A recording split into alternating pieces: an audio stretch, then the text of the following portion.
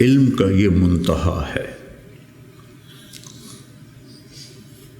اس کو اگر ہم اپنی آپ ذات کو بیچ میں سے نکال دیں گے تو ہم گرنا شروع ہو جائیں گے۔ تجھے کیوں فکر ہے اے گل دلے صد چاک بلبل، تو اپنے پیرہن کے چاک تو پہلے رفو کر لے۔ عائشہ رضی اللہ عنہ موت کی سکرات میں تھی، تو عبداللہ ابن عباس رضی اللہ عنہ نے آنے کی اجازت چاہی، تو جنگ جمل کے بعد سے بول چال بند تھی، کیونکہ عبداللہ ابن عباس حضرت علی کی طرف سے لڑے تھے باقاعدہ، تو آپ کے پاس عبداللہ بن زبیر اور مسور بن مخرمہ رضی اللہ عنہ بیٹھے ہوئے تھے، تو حضرت عائشہ رضی اللہ عنہ خاموش ہو گئیں، اتنا اثر تھا اس بات کا۔ تو ان کا حبر الامہ ہے اور ابن عم الرسول ہیں، اجازت دے دیں۔ تو حضرت عائشہ روئے جا رہی تھی اور ان کی بڑی چادر آنسوؤں سے بھیگ چکی تھی، ساری چادر۔ جب وہ آئے تو کہنے لگے اماں جان آپ کیوں رو رہی ہیں؟ آپ کے اور نبی کی ملاقات میں صرف اتنی دیر ہے کہ یہ جان نکلے اور آپ اللہ کے رسول کے پاس پہنچ جائیں۔ کہنے لگے عبداللہ مجھے دھوکہ نہ دے، کاش میری ماں نے مجھے جنا ہی نہ ہوتا، مجھے بہلاوا نہ دے، مجھے دھوکہ نہ دے۔ اور اللہ کے نبی نے کہا تھا یا عائشہ انہو لیہون علی الموت ان اریت کی زوجتی فی الجنہ، عائشہ مجھے مرنا آسان ہو گیا ہے کہ مجھے پتہ چلا ہے تو جنت میں میری بیوی ہے۔ اور وہ رو رہی تھی۔ تو میرے عزیزو اپنی ذات کو نہ بھولو،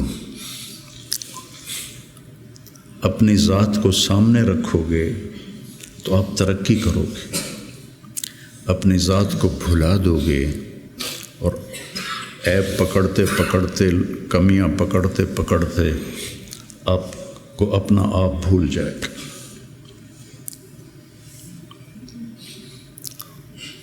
حضرت عمرو بن عاص رضی اللہ تعالیٰ عنہ موت کی کشمکش میں تھے، تو دیوار کی طرف منہ کر کے دھاڑو دھاڑ رو رہے تھے، تو ان کے بیٹے نے کہا اما بشرک رسول اللہ بکذا، اما بشرک رسول اللہ بکذا، اللہ کے رسول نے آپ کو یہ بشارت دی، یہ بشارت دی۔ تو آنسو خشک کیے اور لوگوں کی طرف متوجہ ہوئے کہ انی قد کنت علی اطباق ثلاث، میرے اوپر 3 دور گزرے ہیں۔ ایک تھا جب میں کافر تھا، اور اگر میں اس وقت مر جاتا تو سیدھا جہنم میں جاتا، پھر اللہ نے مجھے ہدایت دی، میں ایمان لایا، اور میں نے ساری زندگی اللہ کے نبی کو آنکھ بھر کے نہیں دیکھا حیا کی وجہ سے۔ اگر مجھ سے پوچھو کہ اللہ کے نبی کا حلیہ کیا ہے تو میں نہیں بتا سکتا کہ میں نے کبھی آنکھ اٹھا کے آپ کو دیکھا ہی نہیں تھا۔ اگر اس وقت میں مر جاتا تو میں جنت میں جاتا۔ اس کے بعد ہم پر دنیا کھل گئی اور ہم نے کیا جو کیا، اب پتہ نہیں آگے میرے ساتھ کیا ہونے والا ہے۔ پھر اسے ہاتھ اٹھائے، اللہم لا بری فاعتذر ولا قوی فانتصر ولا مستنکر بل مستغفر۔ یہ دعا میں روز مانگتا، اللہم لا بری فاعتذر ولا قوی فانتصر ولا مستنکر بل مستغفر، لا الہ الا اللہ، لا الہ الا اللہ، لا الہ الا اللہ کہتے کہتے رخ پرواز کر کے۔ تو میرے عزیزو، ہم سب بڑے خوش قسمت ہیں، ہم ایک بہت عالی محنت میں لگے، اللہ نے ہم پر کرم کیا ہے، اللہ نے ہم پہ احسان کیا ہے۔ اس میں ترقی کی تو کوئی انتہائی کوئی نہیں۔ اللہ کو پا لینے کی جستجو نہ ختم ہونے والا سفر ہے، چونکہ اللہ کی حد، میں گاؤں سے چلا فیصل آباد 1.5 گھنٹے میں پہنچ گیا، منزل آ گئی، لیکن اللہ کی کوئی حد نہیں، جتنا اس کو پاؤ گے اتنا کھویا ہوا محسوس کرو گے، انتہائی کوئی نہیں۔ یہ وہ سفر ہے جس کی کوئی حد نہیں ہے۔ عبث ہے جستجو بحر محبت کے کنارہ کی، بس اس میں ڈوب ہی جانا ہے اے دل پار ہو جانا۔ تو میری گزارش ہے، اپنے ذات، اپنے آپ اخلاق پہ نظر رکھو، اپنے اعمال پہ نظر رکھو، عبادت کا ذوق پیدا کرو، قرآن کا ذوق پیدا کرو۔ میں کتنی تکلیف میں ہوں، اب تو میں بیکار گھر پہ بیٹھا ہوں، لیکن جب میں ایسے پہیے کی طرح گھوم رہا تھا تو میں 50، 60، 100 نفل روزانہ پڑھتا تھا، کہ میری اب بھی پڑھتا ہوں۔ آج وہاں سے چل کے یہاں میرے 50 نفل نہیں قضا ہوئے، کہ یہ میری ضرورت ہے کہ وسجد واقترب، نماز اللہ کے قریب کرتی ہے، وسجد واقترب، نماز پڑھ اور اللہ کے قریب ہو جائے۔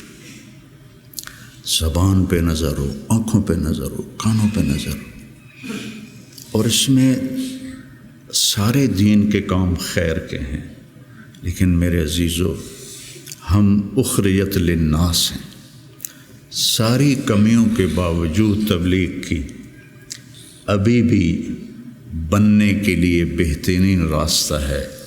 چھٹیوں میں آپ اپنا چلہ قضا نہ کیا کر، مجھے تکلیف ہوتی، کیونکہ میرا جگر دل چیر کے دیکھو تو تبلیغ کے سوا کچھ نہیں۔ میں عملی طور پر نہیں جا سکتا، لیکن یہاں اس مبارک محنت کے سوا اور کچھ نہیں۔ میں آپ سے بھی یہ چاہتا ہوں، آپ کی کیفیات بچوں کی طرف منتقل ہوں گی۔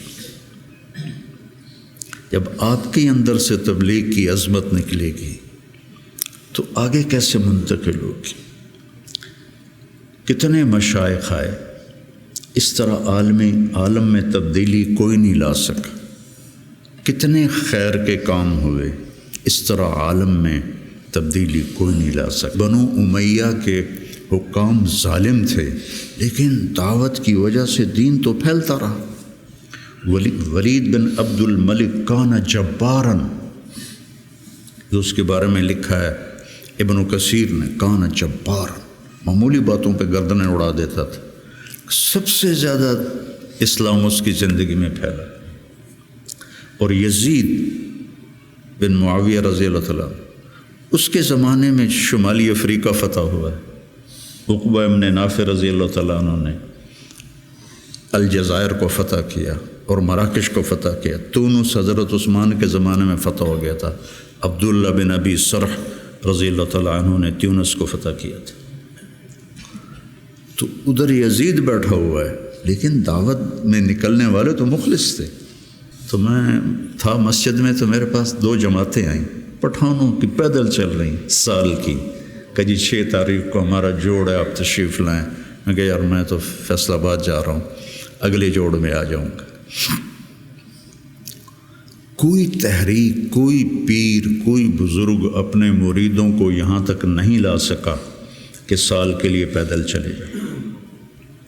تو آپ میری اولاد ہو، میرا سرمایہ ہو، میں عمر کے آخری حصے میں ہوں، آپ لوگ ابتدائی حصے میں ہیں، تو اس مبارک محنت کو اپنی ترجیحات میں رکھو، ترجیحات میں رکھو۔ میں نے کبھی چلہ نہیں قضا کیا تھا، ایک آدھ چلہ میرا بیماری کی وجہ سے قضا ہوا، اور اب 4-5 چلے سر درد اور کچھ اور عوارض لاحق ہو گئے، ورنہ میں جو بھی ہوتا تھا میں چلہ نہیں چھوڑتا تھا، کہ میری ضرورت مجھے کرنا ہے۔ عام انسانوں کی طرح زندگی گزارو اور اپنے اللہ کو اپنے سامنے رکھ کے چلو۔ تو انشاءاللہ اللہ آپ کو ترقی دے گا، اللہ آپ کو بلندیاں دے گا۔ ہماری تو شام ہونے والی ہے، آپ لوگوں کی سویر ہے، ہمارے لیے صدقہ جاریہ بنو، ہماری قبروں کی ٹھنڈک کا ذریعہ بنو۔ اور میں مدارس ایک خاص مقصد کے تحت میں نے مدارس بنائے، نہ کوئی کمی ہے مدارس کی، علماء کی کوئی کمی ہے؟ ایک اخلاق والی نسل تیار، ایک قرآن سے شغف والی نسل تیار، عربیت ان کا خاصہ ہو، قرآن ہو، سیرت ہو، عربیت ہو، اور اچھے اخلاق ہو، اور تبلیغ کا جذبہ ہو، دنیا میں پھرنے کا جذبہ ہو۔ تو اللہ تعالیٰ ان کو دیکھو، آج میں نے جب شروع کیا تھا تو اتنی تنقید سنی، گالیاں تک، اور اب رائمنڈ میں اعلان ہوتا ہے حسنین کے علماء کی طرح۔ یہ میرے لیے شرف ہے، حسنین کے علماء کی طرح۔ کتنی بڑی میرے لیے یہ اعلیٰ درجے کی بات آپ سب کے لیے۔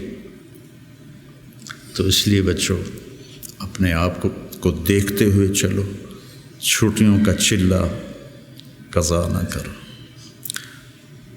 مولانا احسان صاحب ایک دفعہ چھٹیوں میں چلے گئے ساؤتھ افریقہ، وہاں شیخ اب مولانا زکریا صاحب وہاں گئے ہوئے تھے، تو انہوں نے چھٹیاں ان کے پاس گزاری، واپس آ کے چلہ لگایا،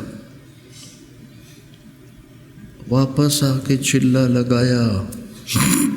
میں رائمنڈ میں اس وقت پڑھتا تھا، انہوں نے اس کو کافی نہیں سمجھا۔